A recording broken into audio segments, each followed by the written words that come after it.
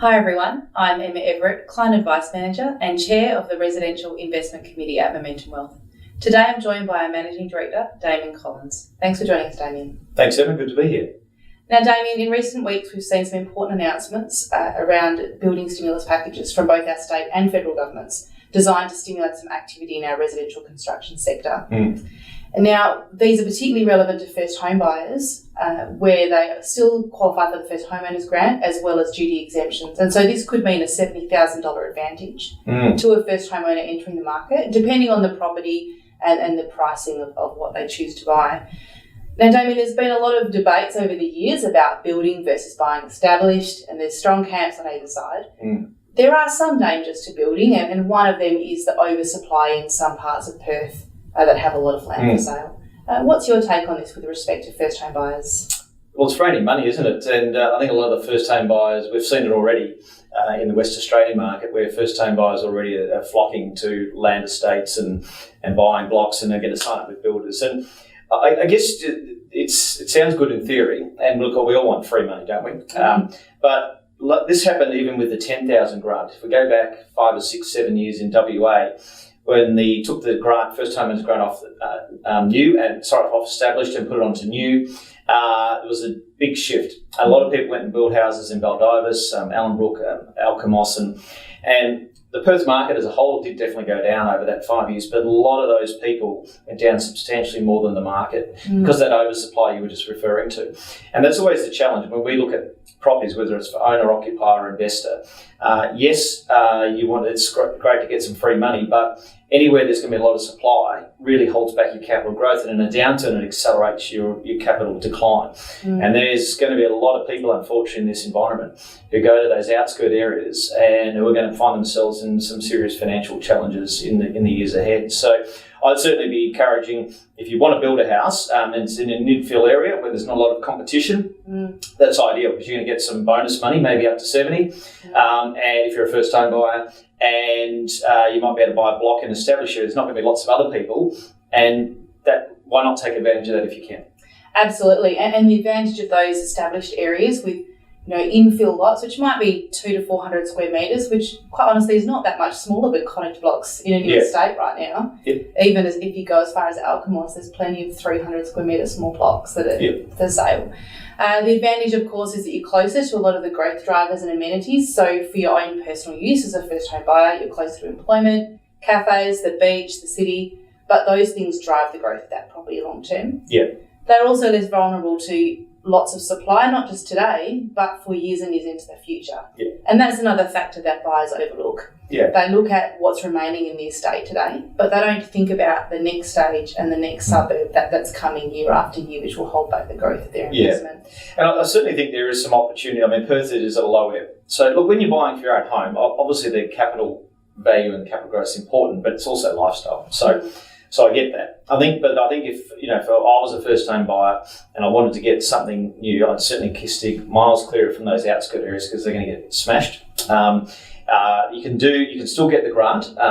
So the whole 70, you can still get, if you're a first home buyer, if you meet the income thresholds, and you buy even a villa or townhouse off the plan. So if it's not finished, even if it's under construction. So go and have a look at something like that, maybe with that 5 to 10k radius, a villa or townhouse. If you're buying an apartment off the plan, again, you want to make sure it's boutique and not a massive supply one. And again, not in the city, around the suburban areas that may be near city, you can still get 50, upwards of 50, because you don't get the 20 because it's not an apartment, but you get the 75% reduction in stamp duty. So a lot of benefits out there. I think there's a lot of noise. I just would hope and encourage all first home buyers or any buyers who are looking to take advantage of these grants to think it through, not just think, well, this one's going to give me 70 versus 50. In a couple of years, that 70 grand might be fine versus the 50, 20 grand difference. You might find you're 50 grand less in capital value. So just think it through. There are some good opportunities, but don't just focus on house and land on the outskirts. Absolutely. And of course, talking about comparing options, another option that's often overlooked is buying an established property. So while that won't attract the grant, and there's great opportunities for people who do need to build, Perth's property is more affordable than it's been in many years.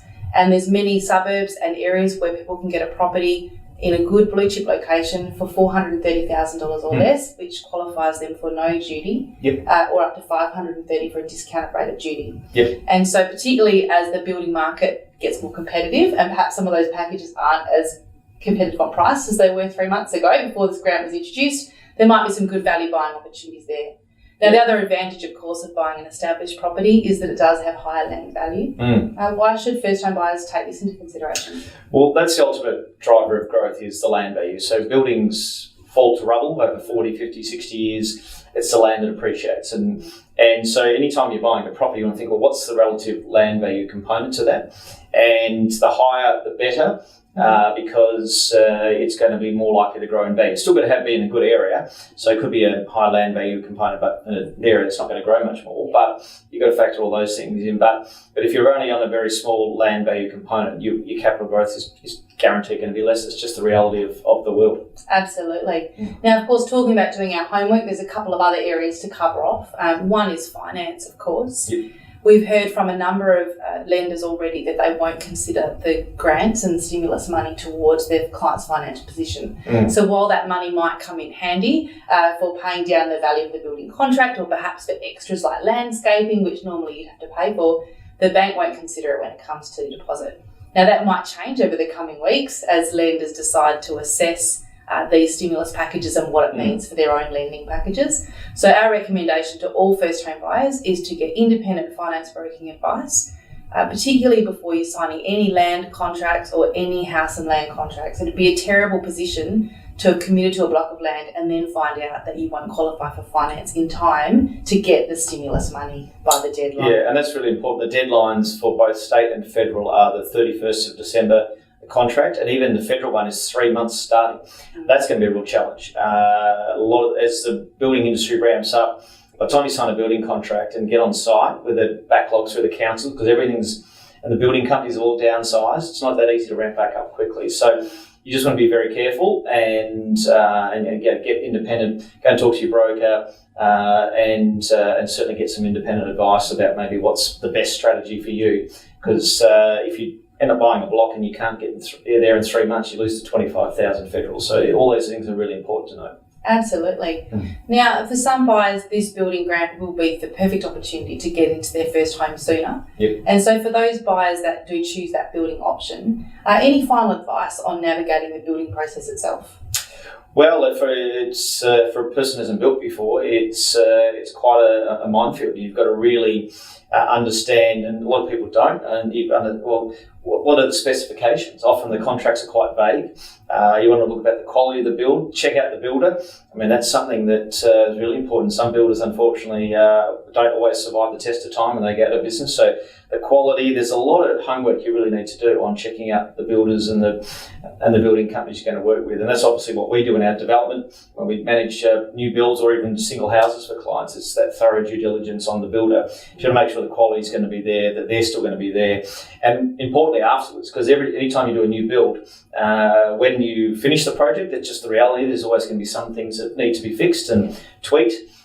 The standard building industry contracts are not in favour of buyers at all. In fact, you don't get your keys until you pay the last payment, I should say.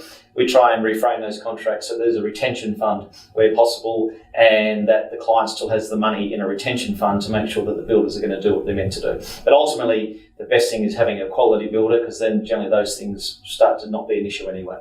Absolutely, and after all that, of course, we need to double check the price before the contract is sold. We're already hearing stories of and fair enough, it's supply and demand. So now that there's more demand for blocks of land that are on the market, we've started to see some of those prices inching up. And then if builders add any of this kind of stimulus money into their own pricing, you could lose that stimulus pretty quickly before you've even built the property. Well, thanks for those insights, Damien. Pleasure. It's really helpful for people that are just starting out. Yeah, thank you. Thanks for joining us today. I hope that was a helpful and informative look at all the different factors that you need to consider when you're buying or building your first home. Buying a first home is a really exciting time. For most of us, we're relying on growth and equity in this first home to fund either a future home purchase, a renovation or a dream building project, or perhaps to invest in future properties down the track. In this respect, your first home can be a great platform to help you achieve all of those things, or If there are mistakes that cost you money in the early years, it can become a real financial drain that holds you back. For advice about your situation or for more tips on how to get the most out of your first property purchase, get in touch with us or visit our website at momentumwealth.com.au.